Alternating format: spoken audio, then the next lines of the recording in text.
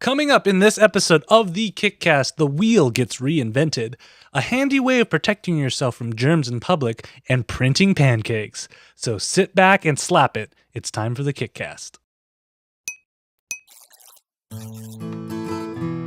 Hey everybody, it is time for another episode of the KickCast, the podcast about crowdfunding projects. I am Ktdata, and joining me is a man, a machine, relaxed and re-energized from spring break, the one and only Drew Tyler. How you doing today, Drew?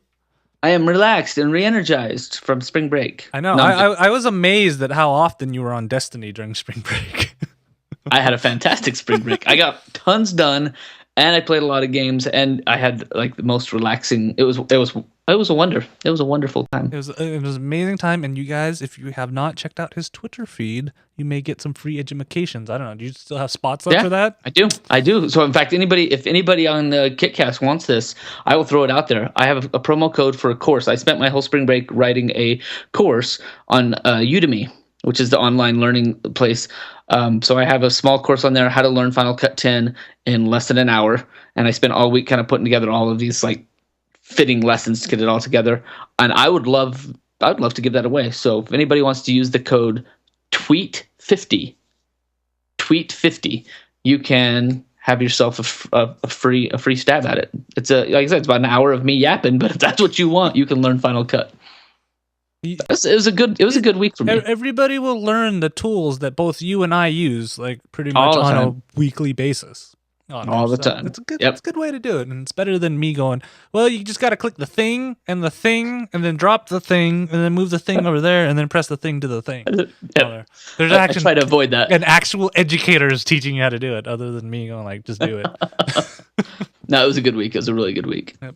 All right, so if you guys have never seen the KickCast before, first of all, welcome to the show. This is the show where Drew and I, we scour the interwebs to find the coolest, the latest, the most unique, the greatest crowdfunding projects, bring them back to you, and let you know if we should backtrack or sack them on there. So before we actually jump into this, from our previous episode, we found out, or I feel like one of those TV show guys, previously on the KickCast, Drew launched a crowdfunding project. So how about you kind of give us an update on where you guys are at right now? Okay, so it was right. I guess it's been about 3 weeks now. So we got a week left in our campaign. I launched a quick documentary campaign project trying to cover the used livestock auction up in Box Elder County, because they raise a lot of great money for all the kids that are raising sheep and steers and pigs.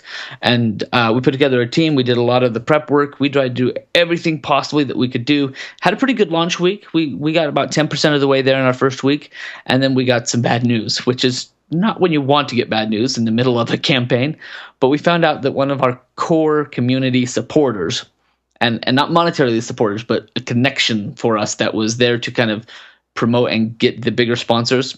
Being on a documentary, we were offering major sponsorships, minor sponsorships, title sponsorships, that kind of thing. The people that we tapped to kind of help us make that happen decided to postpone their involvement. So that kind of stalemated us for a little while. So we quickly readjusted and started asking people that had backed, and we started saying, hey, how many of you can have access to our ears that we can bend? Because we'd love to meet with people and talk to them about sponsoring the show in a larger format. So that's kind of where we are scrambling. It's not looking fantastic at this point. If you've checked it lately, we rocketed on that first couple of days, and then we just kind of held off. So while that's sorry, I have learned some things. So I'll show you one thing that I've learned so far. How about that? That's what I'll do.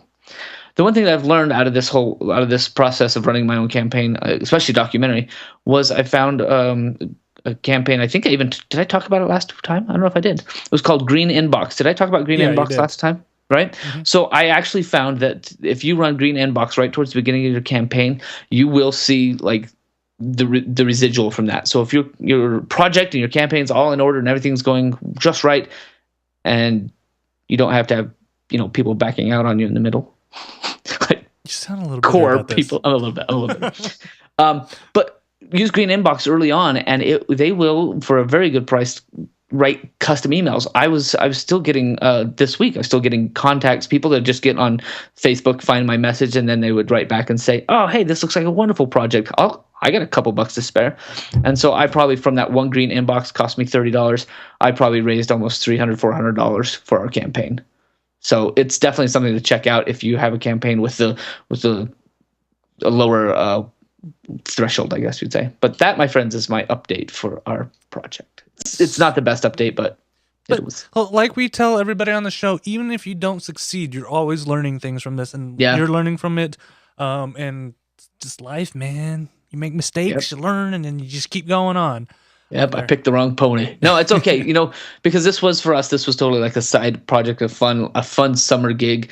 And right as we got this one going, another one started to appear. So you may hear more about my summer opportunities working for a feature film instead, which could be, way more fun than documentaries. Yeah, I'll tell you more later. All right. So the other piece of news that we have is, I don't know why, but I get a lot of news articles from the Denver Post for some reason. I have no idea. But there was an article that was posted in the Denver Post maybe 2 days ago. And it actually talks about this Denver-based product called Stride. And this is something that you don't see a lot in Kickstarter projects. They actually capped the amount of physical rewards that they're moving out. And they actually managed to get their goal of $50,000 within hours of launch. Wow. On there. And they doubled it by the end of the day. So they had $100,000 by the end of the day on there. And the whole article is about why they're actually limiting how many, because they only have 1,000 of these products. And I like this quote from their co-founder, Eric Olson. He said, "For us, the goal of 1,000 is to get the right people involved at the right time. We're very conscious not to overshoot our capabilities."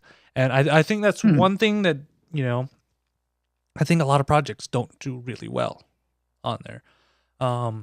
Right. Is that, they don't expect it to do really well, and when it does, they're like, "Oh, we got all this cash," but along with all that cash comes with a lot of logistics that starts to interfere with their project.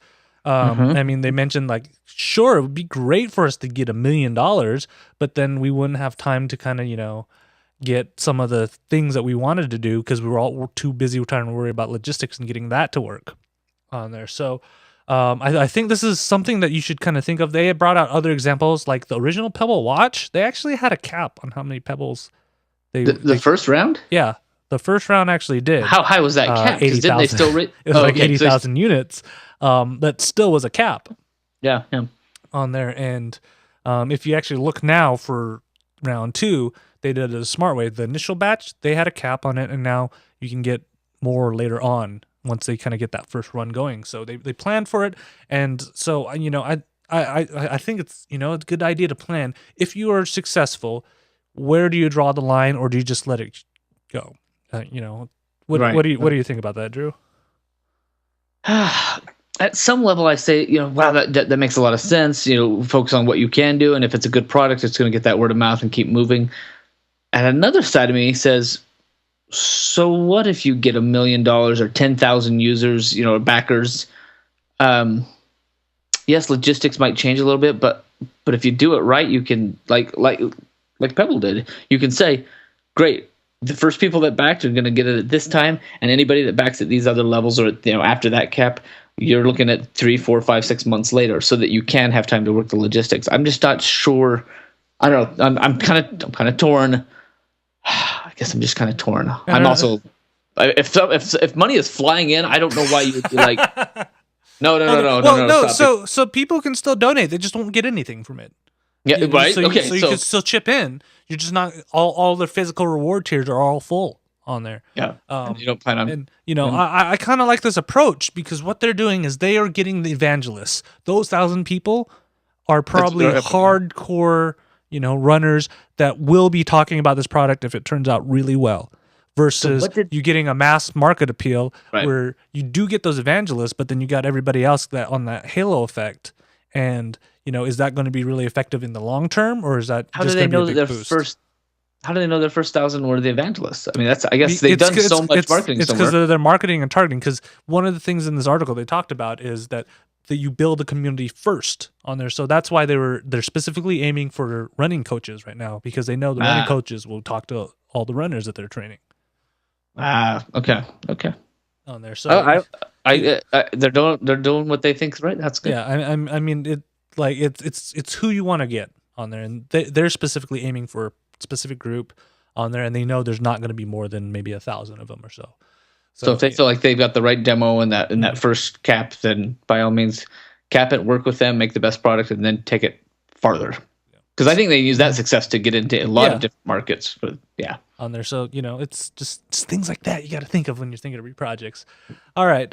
So that's all the news that we have. So much not news. We will. It's been a light couple of weeks on there. South by Southwest is going on, so there's a whole bunch of crowdfunded movies premiering in Austin, Texas. On there. So Drew, I don't know. Back in your young and free days before you had girls on there, did you ever skateboard? I did actually. I did. Okay, so would you ever try to use wheels? Well, all your wheels were all round, right? Yes, that's usually what most of skate. Yes. Would you ever consider skateboarding on a square skateboard wheel?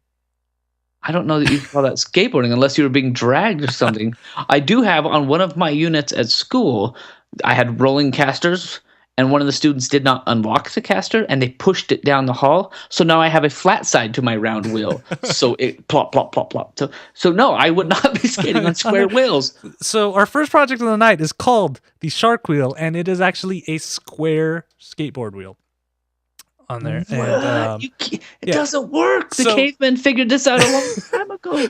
So they literally, that saying, reinvent the wheel. They literally went and reinvented the wheel on there. And my mind is blown. So the way this works is there are like 6 physical sides. 4 of them are the ones that touch the ground, and then you got your 2 normal ones, right? Cube. Oh, right. Yeah, okay, cube. On there. And so it's not like a straight square. So you actually have straight edges, but they make it into kind of a wave thing. So if you actually look at the wheel and their logo, you'll notice that the insides of them, they may be square, but they're actually wavy on there. So it emulates a sine wave on there. Those normal waves that you see on. I don't know what a sine wave is. A sine wave. It just goes up and down, man, on there. Okay. And let's see if I can find a... But how does it roll? It rolls because there's actually 3 contact points on each side as it rolls on there, and since the wave is kind of going left and right, when you're rolling, the contact points jump. I got you. On the wheel, on there. Now I'm following. I'm following. Okay. And what happens is with the wave kind of shape of the wheel on there, it actually gives you more lateral grip when you're riding on the board. So like for shredding. Yeah. So so when you're taking a corner on a normal skateboard, your wheels don't turn, right? Right. These ones, they still turn because they have all the multiple contact points on there. So that gives you actually more control while you're taking around the corners. This is mind-blowing. Yeah. And this is actually their second time around because they actually originally had an original Indiegogo for the first Shark Wheel on that, but those were for more of, I think, your regular boards. These ones are actually for the 60 millimeter boards for more cruising than kind of your traditional skateboard on there. Don't quote me on this because I know almost nothing about skateboards, but I mean this seems like a great idea. And apparently these wheels, they've kind of put them through competitions and stuff, and the team using them got first place, just barely recently on there. And I love this idea on there, and I cannot believe they've reinvented the wheel. Yeah, it looks cool for one thing. On there, so I mean, because definitely, if you're going, on the side of the road, everybody's going to be looking at your wheels because these look pretty cool on there. And if it's giving you more control to do better tricks and stuff, why not, right? Right. Their video is very informative. I've obviously turned off the sound, but very informative the way that they're designing everything and like showing the pattern where the square part of this actually is hitting the wheel. I'm impressed. And then there's actually in the video right there, there's a dude that is like going 50 miles per hour on these wheels down there. And so you actually get less wear too, because less of it's contacting the asphalt on there. So you actually have, these will last longer than your regular wheels on there. So I've seen too many people die on longboards, so I'm not a big fan of the fast cruising longboarding. But this science here, this physics of like a square wheel, being able to compete and be this. Wow, I'm blown away. Yeah, I'm back. This is a back for me. It's a back for me too. Even though if you ever saw me on a skateboard, you'd probably fear for your life. Yeah, but somebody that's wow, I can't believe they're taking this on. But I mean, I really want to try one of these. I think it would be cool. And I'm waiting for the day they put them on like different things. Like I'd ride a scooter or something with wheels like that on there. So, that is the shark wheel, and it's literally a square wheel. Who knew, right? That's wow. All right. So on to our next thing is, when you're out in public, there's germs everywhere. I know Stuff gets nasty on there. So, Drew, tell us how this next project actually can help us. Now, this is a strange one. This next project that we found is called the Germ Avoid. It was actually sent in by a viewer, a longtime listener of the KickCast. They listened. They said they listened like religiously. So hopefully they seem to have done everything right. Right? They didn't pick a community sponsor that was going to drop them. I'm so bitter. But what this is Germ Avoid is Zach's project. Is this idea that you can take around with you basically a rubber glove that's fits nicely on your person, and you don't have to touch anything you don't want to touch. And so I don't know how to explain this other than saying that it looks much like a finger condom. That's kind of what it feels like, right? The idea is a keychain has this, you pop it out and you can use that rubber prophylactic. I don't know what the right word is for this thing. What do you call that? Protector. It's a rubber protector. It's a finger condom. Yeah, it is a finger condom. But the idea is kind of smart because I'm constantly telling my kids to wash their hands. I'm constantly telling them as soon as we get back from going to the store or going out or anywhere, it's like, okay, wash your hands. Got to stay clean, or some sort of sanitizer. All my kids have sanitizer on their backpacks. This goes a little step further, right? I'm not quite so worried about everything that I'm going to be touching things with rubber instead of my finger, but their video did a great job of kind of getting me to be a believer because it showed all those greasy, grimy things that you touch all day long, keypads and elevator buttons and things that are just filthy. They mentioned some studies that showed even at the like Mavericks, or like the convenience stores, their drink dispensers have like 90% of them have fecal matter on it, right? So this is something where you could carry this around with you. It's right there on your keychain. You're going to have those with you anywhere you go. Pop it open, stick your finger through it, and touch anything you need to, or put your thumb in there and do whatever you need to. So it really is this kind of safe, washable. It's got this really cool sliding design, and so you can kind of pop it up. Yeah, that's what I was worried about. I'm like, what happens if you put your finger on the wrong side through the thing? Right. But because of the way it's designed, it slides back into its case. So it's like, pop your finger through, and then lock it back up. So there's a lot of thought that's gone into this design. Project wise, I think Zach's lined up his project really well. He's got every bit of information that you could possibly want on here. He's got all the prototypes in there. Good image to get people's attention. Yeah. It's great. Great video. All of the prototypes are like, hey, here's what I found. Here's what this one did. He's got one with, wood taped together with a piece of, I don't know, a balloon. I think it is a balloon taped in the back. So to see that iteration is really dang cool, I think. So for me, this project is a back because I love a couple of things about it. I may not be that Germ Avoid kind of guy, but I totally see a market. There's nothing out there like this. Like, this is solving a problem in a new way, and I think he's done it uniquely and really, really well. You can get one of these for as little as $12 on the early bird if there are any left. He's also done, obviously, we talk about all the time, getting that engine revving, getting everybody ready to go on day one. Today was his day one, and he's raised almost $6,600. 170 backers. It's been, looks like maybe 12 hours, a little over 12 hours from he launched, and he's already had almost, almost $66,000 right there. So he's nearly 20% of the way. So this is a project done right, because I feel like product wise it's pretty niche and it's has a purpose, but I don't know that many people in my life. But he's got everything lined out just right that it's flying. It's going the right direction, and I hope this keeps up for him. Go check it out. Yeah, on there, this one, I'd have to say it is, for me, it's a track, which is odd to say considering I'm classically trained to test all these surfaces and stuff, Yeah. and I know what's there. And I've grown what's there. There. You have little shots, little greenhouses where you grow germs. Yeah, but do you know how I solve it? I just don't go outside. Yeah, that's right. That's why you're the recluse. I just stay here, and I'll do everything remote. So if you're listening, Zach, if you will just send KT one of these Germ Avoids, we might actually get him out of the house one of these days. Yeah, maybe. This would be like a life. I'll have to actually see actual sunlight instead of recreated sunlight. Oh man, it's dangerous. But, no, I like it. It's a back for me. I think it's a project well done on there. So yeah, I mean, and like I said, this is one of those projects you guys should check. And obviously, you did take our advice on there, so I love it on there. So our last project of the night right here. After we've talked about wheels, we've talked about germs.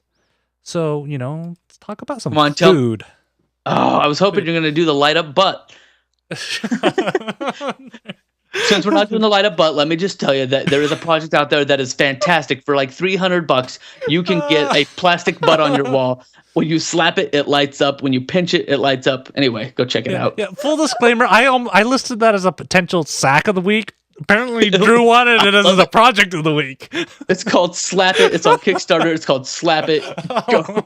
Go check it out. But I think this is so much cooler. All right, so do you ever do pancake art for your kids? I have tried, but I get like the letter of their name and it falls apart. So no. All right, so PancakeBot is the world's first pancake printer.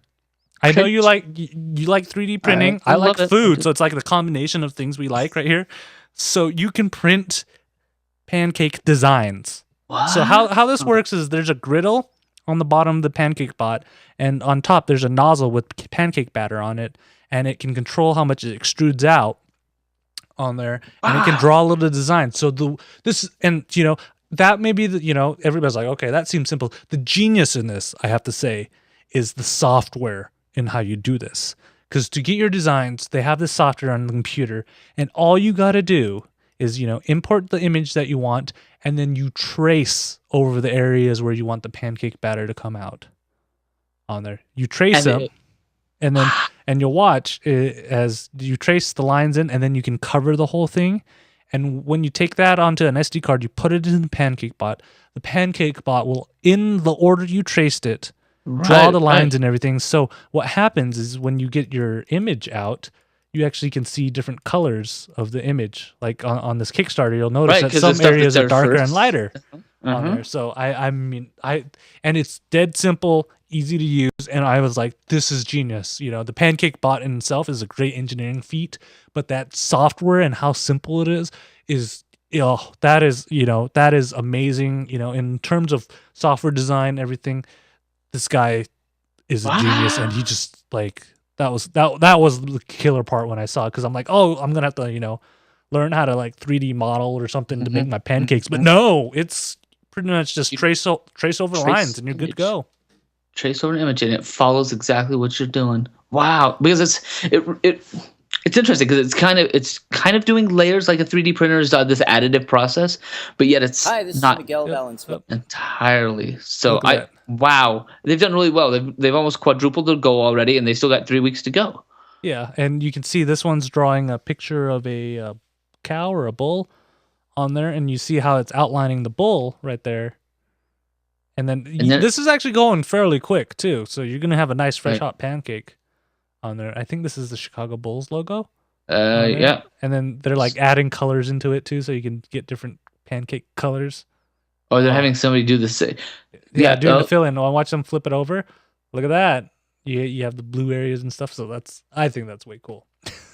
That is very cool. They're doing very well. I had seen this in my feed. I hadn't taken the chance to look at it yet, but I had seen it in the feed, and I was imagining what's the big deal about a pancake bot that flips your pancakes for you? That's what I was dreaming up. I was like, great. So guys, you put a little robot on your stove and it's going to flip your pancakes when they're done. I didn't realize that this was a extruding pancake maker that would make this type of art. This would be fantastic to have at events and at places to be able to just kick out fancy pancakes with logos or designs. This is a hot ticket.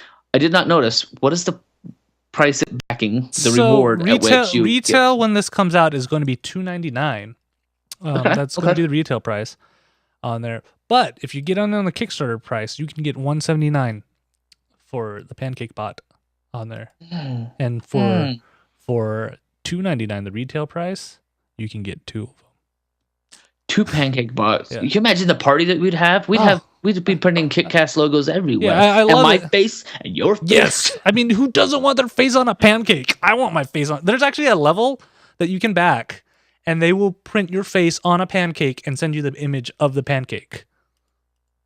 Because obviously they can't send you the pancake because it'd be disgusting by the time you get there. Right. But at $59, get your face made in the shape of a pancake. Photo will be posted. Here's an update. Can be sent to your email on request. Yes. Oh my gosh! So everybody who's can see your face as a pancake, which wow on there. And the one thing that I don't see any video on is that you can actually fold this up and store it, so it's not just taking up precious counter space either. So you can just tuck it away after you're done. I think it's a great idea. He's planned for everything because the extruder can control, depending on the viscosity of your pancake mix, can use more or less air pressure to kind of get the pancake mix out. So you have, I think you have pretty good control over how much batter comes out at a time and stuff. So I think it's great. He's thought of everything. It's awesome. Yeah, I wonder what the cleanup is like, but I really well, he says it's pretty easy to clean up, and it looks like it's pretty easy to clean up. You just take out the bottle that has the pancake mix in it, and then wipe down the griddle. You should be good to go. I'm blown away. We've had some great stuff today. This is awesome. Yeah, it's back for me. I really love that it's coming along, and it looks like he's been working on it for a couple of years. Yeah, and it was kind of like a project for his kids. Like he was working with his kids, and it kind of evolved into this. And I'm like, this is cool. I make cool stuff with my kids, but now maybe I got something coming. This is awesome. Yep, totally back for me. So wow, this one's a back for me too. I mean, I love pancakes on there. What he needs is a timer on it, so I can set the PancakeBot when I go to bed, and when I wake up, I'll have fresh pancakes. Because but if this, then that kind of because people may not know this, I am a terrible morning person. I don't function until 9 o'clock, so I'm like on automatic before that, and that is usually why I don't have any breakfast. Wow, yes, that's where I'm at too. Right, last possible minute before it's time to go. Yeah, people's like, why don't you pack your lunch? Because I guarantee you 100% of the time I will forget my lunch in the fridge at home, even if I pack it the night before. Yep. You and I are so kindred. Isn't that why we're friends?